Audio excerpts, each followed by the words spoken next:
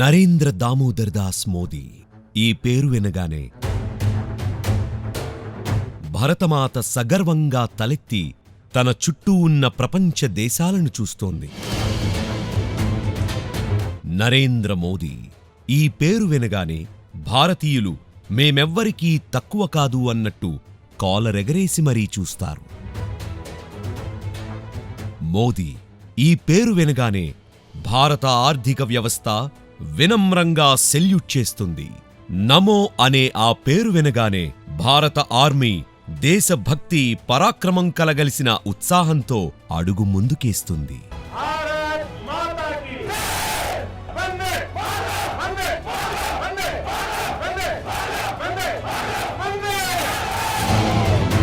అఖండ భారతదేశానికి సమున్నత శిఖరంలా నిలిచిన ఏకైక నాయకుడు నరేంద్ర మోదీ.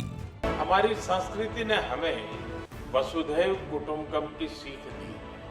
देश कोई भी हो, अगर बात मानवता की है, मानवीय संवेदना की है, तो भारत मानव हित को ही सर्वोपरि रखता है.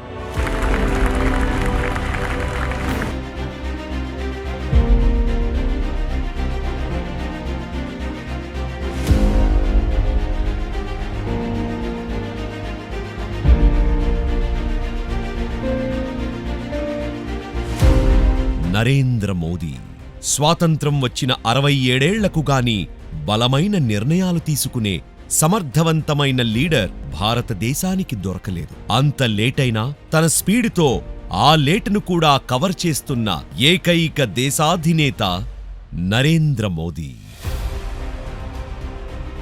శత్రుదేశంలోకి అడుగుపెట్టిన ధీశాలి, శత్రువులను సర్జికల్ స్ట్రైక్తో వణికిపోయేలా చేసిన శౌర్య చక్రవర్తి మన నరేంద్రుడు.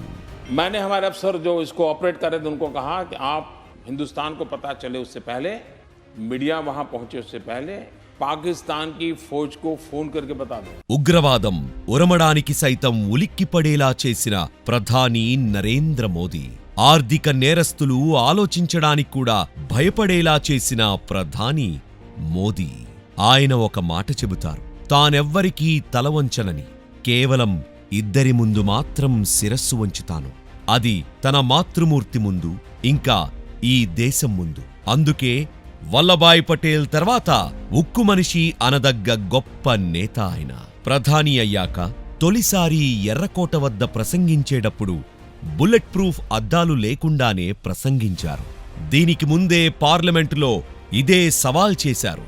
నేను జనవరి 26కి ఎర్రకోటకు వెళ్తాను, సెక్యూరిటీ లేకుండా వెళ్తాను, బుల్లెట్ ప్రూఫ్ జాకెట్ కూడా లేకుండా వెళ్తాను అంటూ నరేంద్ర మోదీ సభలోనే సవాల్ చేశారు. 26 जनवरी को ठीक 11 बजे मैं लाल चौक पहुंचूंगा, बिना सिक्योरिटी आऊंगा, बुलेट प्रूफ जैकेट के बिना आऊंगा. అలాంటి ధైర్యవంతులు కాబట్టే పాకిస్తాన్కు వెళ్లారు, జమ్మూ కశ్మీర్లోనూ తిరిగారు. దశాబ్దాల తర్వాత ప్రధాని హోదాలో మోదీ మాత్రమే కశ్మీర్లో పర్యటించారు. भारत माता की, भारत माता की, भारत माता की. ఎవ్వరూ సాహసించని నిర్ణయాలు అనేకం నరేంద్ర మోదీ సొంతం. కనీసం ఆలోచించడానికి ఆలోచించే రాజకీయ నాయకులున్న దేశంలో ఆచరణలో చేసి చూపించినవారు నరేంద్ర మోదీ. అందుకే ఆయన అభిమానులు రొమ్ము విరుచుకుని మరీ చెబుతారు ఆయన విజయాలు కాదు, భారతదేశం ఆయన నాయకత్వంలో సాధించిన విజయాల గురించి. ఇప్పుడు నరేంద్ర మోదీ అంటే భారతదేశమే కాదు, ప్రపంచమంతా తెలుసు. ఒకప్పుడు రష్యాకు, తర్వాత అమెరికాకు తలొగ్గిన మన భారతదేశాన్ని స్వతంత్ర వైఖరితో ఉండేలా చేసింది నరేంద్ర మోదీ. అందుకే ఇప్పుడు అమెరికా, చైనా నుంచి అన్ని దేశాలు భారతదేశం ఏం చెబుతుందా అని ఎదురుచూసే పరిస్థితి వచ్చింది. ఒకప్పుడు మూడో ప్రపంచ దేశం మన భారతదేశం. మోదీ పాలనలోకి వచ్చాక టాప్ 10, టాప్ 7, ఇప్పుడు టాప్ 5 అయింది. త్వరలోనే టాప్ 3కి వస్తుందని చెబుతున్నారు. కానీ ప్రధాని నరేంద్ర మోదీ టార్గెట్ మాత్రం నంబర్ 1. అది ఆయన విజన్. అందుకే ఆయన విజనరీ. ఇవన్నీ ఎప్పుడూ పదే పదే చెప్పుకోరాయన. ఆయన తీసుకునే నిర్ణయాలు, ఆయన యాక్షన్ అవే ఆయనేంటో చూపిస్తాయి. ఆయన ఏం సాధించారో చూపిస్తాయి. మోదీ గురి పెట్టకపోయినా సరే సింహాసనమే ఆయన దగ్గరకు వచ్చింది. ఇది గుజరాత్లోనూ ఆ తర్వాత భారతదేశ రాజకీయంలోనూ నిరూపించబడింది. గుజరాత్ అసెంబ్లీలోకి ఆయన ముఖ్యమంత్రిగానే అడుగుపెట్టారు. తర్వాత భారత పార్లమెంటులోకి కూడా ప్రధానిగానే ఎంట్రీ ఇచ్చారు. దేశం కోసం, ధర్మం కోసం నిఖార్సుగా నిలబడ్డ ఆయన సచ్చీలత వల్లే ఇది సాధ్యమైంది. 10 ఏళ్ల యూపీఏ పాలనతో దేశం అల్లాడిపోతున్న దశలో దేశానికి దిశానిర్దేశం చూపించాల్సిన నాయకుడు కరువైన సమయంలో ఒక ఆపద్బాంధవుడిగా, ఒక కారణజన్ముడిగా నరేంద్ర మోదీ రాజకీయ తెరపైకి వచ్చారు. గుజరాత్ ముఖ్యమంత్రి అయినప్పుడు కూడా సెటైర్లు వచ్చాయి. వాటన్నిటికీ తన పాలనతోనే సమాధానమిచ్చారు నరేంద్ర మోదీ. 2014లో ప్రధాని అభ్యర్థిగా పేరు రాగానే కొందరు గోల చేశారు, మరికొందరు ససేమిరా అన్నారు. వాళ్లందరికీ పవర్ఫుల్ ఆన్సర్ భారతదేశం ఇచ్చింది. భారతీయులంతా బీజేపీకి పట్టం కట్టి నరేంద్ర మోదీకి తమ మద్దతు ప్రకటించారు. ఆ ప్రజలకు 100% ఇప్పటికే నరేంద్ర మోదీ తన ఆచరణతో కృతజ్ఞతలు తెలియజేశారు.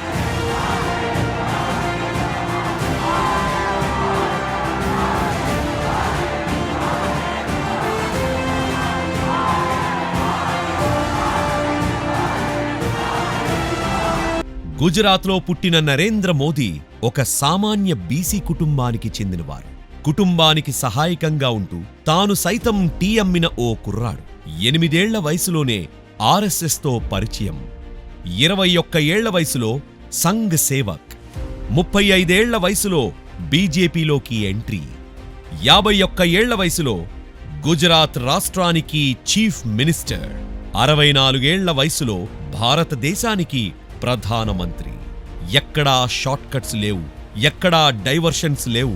ఒకే సిద్ధాంతం, ఒకే ఆచరణ. అదే త్రికరణ శుద్ధితో కేవలం ప్రజలకు సేవ చెయ్యాలనే తపనతో భారతదేశాన్ని సమున్నతంగా నిలబెట్టాలనే ఆకాంక్షతో సాగిపోతూ వచ్చారు. ఇంకా కొనసాగిస్తూనే ఉన్నారు. मोदी की छवि चमकाने में मुझे इंटरेस्ट नहीं है, हिंदुस्तान की छवि चमकाने के लिए जिंदगी खपाने में मुझे इंटरेस्ट है. ఆర్ఎస్ఎస్, బీజేపీ ఈ దేశంలో ఏ అంశాలపై పోరాడారో ఆ అంశాలన్నిటినీ ఒక్కొక్కటిగా పరిష్కరిస్తూ, అది కూడా ప్రజాస్వామ్యయుతంగా, మళ్లీ వేరెవ్వరూ వాటిని తిరగదోడలేని విధంగా చాలా సిస్టమాటిక్గా చేసుకుంటూ వస్తున్నారు. జమ్మూ కశ్మీర్ సమస్యను ఎలా పరిష్కరించారో ప్రపంచమంతా ఆశ్చర్యపోయి మరీ చూసింది. కేవలం ఆ రోజుకు ఏం కావాలో చూసుకుని భవిష్యత్తును అంచనా వేయలేని కొందరు నాయకులు తీసుకున్న నిర్ణయంతో ఇన్నాళ్లు జమ్మూ కాశ్మీర్ మనదైనా మనది కానట్టే ఉంది. అలాంటి స్వయం ప్రతిపత్తిని రద్దు చేసి ఇప్పుడు నియోజకవర్గాల పునర్విభజన చేసి త్వరలో ప్రజాస్వామిక సుస్థిర ప్రభుత్వాన్ని కూడా ఏర్పాటు చేసే దిశగా నిర్ణయాలు జరిగిపోయాయి. పాకిస్తాన్ కుయుక్తులకు, ఉగ్రవాదుల కుట్రలకు చెక్ పడిపోయింది. అయోధ్య రామాలయ వివాదం అందరికీ తెలిసిందే. అది ఎప్పటికీ పరిష్కారం కాదనే అందరూ అనుకున్నారు. సమస్య ఉంటే దాన్ని నానబెట్టి రాజకీయంగా వాడుకోవాలనే గత ప్రభుత్వాల ఆలోచనలకు భిన్నంగా సమస్యకు శాశ్వత పరిష్కారం తేగలగటమే నరేంద్ర మోదీ సాధించిన విజయం. అతి త్వరలో అంగరంగ వైభవంగా, సాంప్రదాయబద్ధంగా అయోధ్య రామాలయం ప్రారంభించబోతున్నారు. భిన్నత్వంలో ఏకత్వం అనుకునే భారతదేశంలో అభివృద్ధి చెందిన నేటి దశలో కూడా కొన్ని సంప్రదాయాలను కులం, మతం పేరుతో కొనసాగిస్తున్న వేళ వాటికి అడ్డుకట్ట వేసుకుంటూ వస్తున్నారు. ముస్లిం మతంలో మహిళలకు కనీస గౌరవం లేకుండా చేసిన తలాక్ సాంప్రదాయానికి చెల్లుచీటీ ఇచ్చేశారు.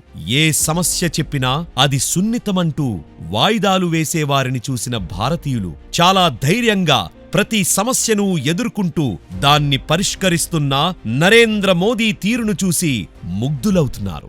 ఉక్రెయిన్ యుద్ధ సమయంలో స్వతంత్ర వైఖరి తీసుకుని నరేంద్ర మోదీ అందరినీ ఆశ్చర్యపరిచారు.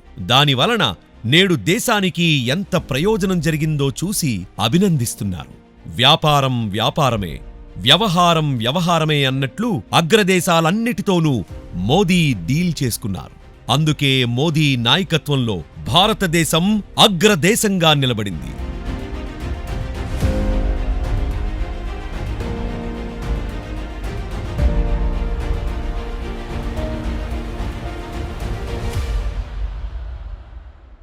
డీమానిటైజేషన్తో పెరుమార్పులు తీసుకొచ్చి నేడు ప్రపంచంలోనే యూపీఐ అత్యధికంగా వాడుతున్న దేశంగా, అందరికీ మార్గదర్శకంగా నిలిచిన దేశంగా భారత్ నిలబడిందంటే అది మోదీ వల్లే. ఆర్థిక అరాచకత్వాన్ని ఉక్కుపాదంతో అణిచివేస్తున్నారు. జీఎస్టీతో మొత్తం అకౌంటబిలిటీని పెంచేసి దేశానికి ఆదాయాన్ని గణనీయంగా పెంచారు. త్వరలోనే ఇన్కమ్ ట్యాక్స్, సిబిఐ, ఈడీ లాంటి సంస్థలను ఇంటిగ్రేట్ చేసి బలమైన ఏజెన్సీని రూపొందించబోతున్నట్టు తెలుస్తోంది. దేశ రాజకీయాల్లోకి ధనికులు, కార్పొరేట్లు చొచ్చుకువచ్చిన ప్రమాదకర సమయంలో తన ప్రభుత్వం గాని, బీజేపీ గాని ధనికుల కోసం కాదు, ప్రజల కోసమే పనిచేస్తాయని తన ఆచరణతోనే చూపించిన ప్రధానమంత్రి మన మోదీ.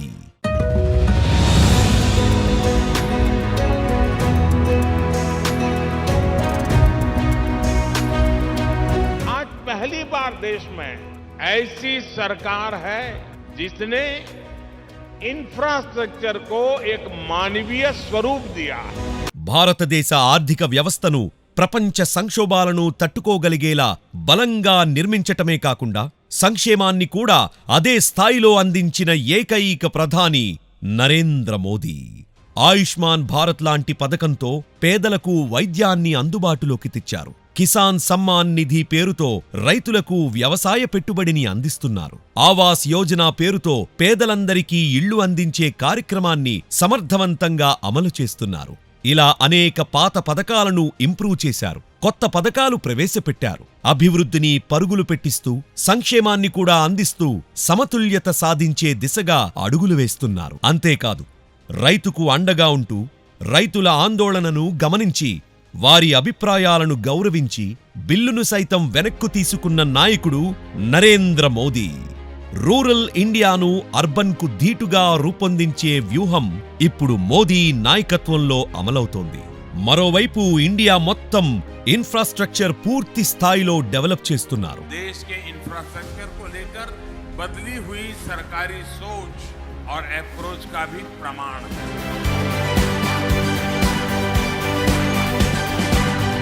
దేశాన్ని ఉన్నతంగా తీర్చిదిద్దాలంటే దేశభక్తి అత్యున్నత స్థాయిలో ఉండాలి. పరిపాలన నిజాయితీగా చెయ్యాలంటే అకుంఠిత దీక్ష ఉండాలి.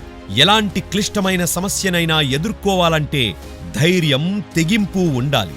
ఇంత పెద్ద ప్రజాస్వామిక దేశంలో పట్టు సంపాదించాలంటే రాజకీయ చాతుర్యముండాలి. ఇవన్నీ కలిసి ఉన్న ఏకైక నాయకుడు నరేంద్ర మోదీ. చరిత్రలో కొందరికి పేజీలు ఉండొచ్చేమో కాని నరేంద్ర మోదీ ప్రస్థానమే ఒక చరిత్రగా ఉంటుంది అనడంలో ఎలాంటి సందేహం లేదు. ఎందుకంటే ఆ చరిత్ర ఉజ్వలం, ఉద్విగ్నభరితం, ఉత్తేజపూరితం. అందుకే Narendra Modiji, India is with you, we are with you, Modiji.